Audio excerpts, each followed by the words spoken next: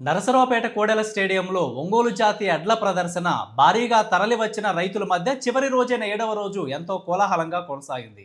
ముఖ్య అతిథిగా మాజీ ఎమ్మెల్యే కొమ్మాలపాటి శ్రీధర్తో పాటు పలువురు టీడీపీ నేతలు పాల్గొన్నారు. భారీ ఎత్తున ఏర్పాటు చేసిన అరవింద బాబుతో పాటు కూటమి నేతలను నిర్వాహకులు పలువురు అభినందించారు. ఎడ్ల ప్రదర్శనకు వచ్చిన ఎడ్ల జతల యజమానులు రైతులతో మా రాఖీ మీడియా ప్రతినిధి కట్టా కోటేశ్వరరావు మరిన్ని విషయాలను అడిగి తెలుసుకున్నారు.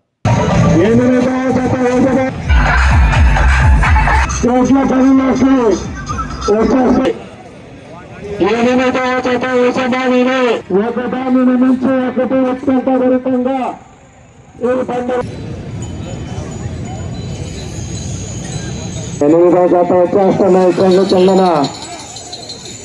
మరికొద్ది క్షణాల్లో ప్రారంభమవుతా ఉంది.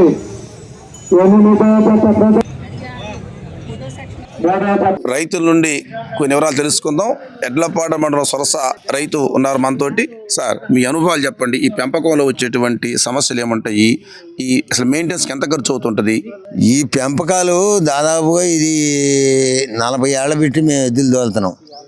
45 ఏళ్ళు తోలాను, 2018 దాకా తోలాను. ఆ రోజుల్లో ఏంటంటే మామూలుగా వ్యవసాయానికి కొనుక్కుంటాం, ఏదో 2000 ఒక 2500 అట్లా పెట్టి కొనుక్కొని వాటినే వృద్ధిలో చేసుకొని పందాలు తోలేది. రాను రాను ఏమైందంటే ఈ కొంచెం వ్యాపారాల్లో గుండా వచ్చి దీన్ని ఇంట్రెస్ట్గా మనం పందాలు 10 మందికి తెలియజేయాలా, 10 మందిలో పేరు ఉంటుందని వీళ్ళు వచ్చిన తర్వాత రైతాంగం వెనక్కిపోయి డబ్బులు ఉండేవాళ్ళల్లో వచ్చి దాదాపు ఒక్కొక్క ఎద్దుని 80 లక్షల వరకు పోయారు.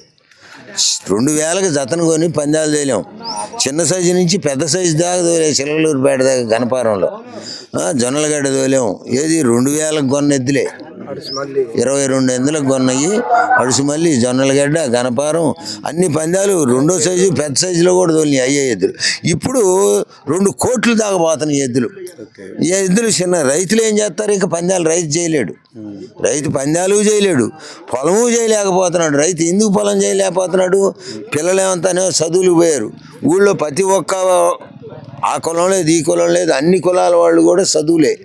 ఇవాళ వ్యవసాయం అనేది రైతు అందులో లేదు. ఒక జత ఎద్దులు మేపటానికి నెలకి ఎంత ఖర్చు అవుద్ది? నెలకి ఎంత ఖర్చు అయింది?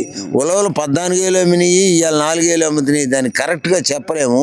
కరెక్ట్గా చెప్పాలంటే సంవత్సరానికి 1,50,000 2 లక్షలు మేపుకే అయింది. ఓకే. దాదాపుగా ఇక తతిమాయి ఎద్దు తాడు పట్టుకునేవాడికి ఒక 500 ఇవ్వాలి. 3 రోజులకు ఒకసారి ఈ 6-7 మనుషులు ఉంటారు. 3,000 రూపాయలు అయింది ఒక బేట వేయాలంటే. పందానికి వచ్చి పోవాలనే తలకి ఒక 15,000 అయింది, లారీ కానీ ఏదైనా కానీ. ఇది పరిస్థితి. అందువల్ల చిన్న రైతులు చేయలేరు. సరే, ఇంత ఖర్చు పెట్టి మీరు ఎట్ల ప్రదర్శనకు వస్తారు అంటే వీటి మీద మోజా లేకపోతే అభిమానమా? భ్రమ. ఈ భ్రమ ఏంది? ఇందానే చెప్పాను కదా, రైతులు అనేది ఇక చేయలేరు.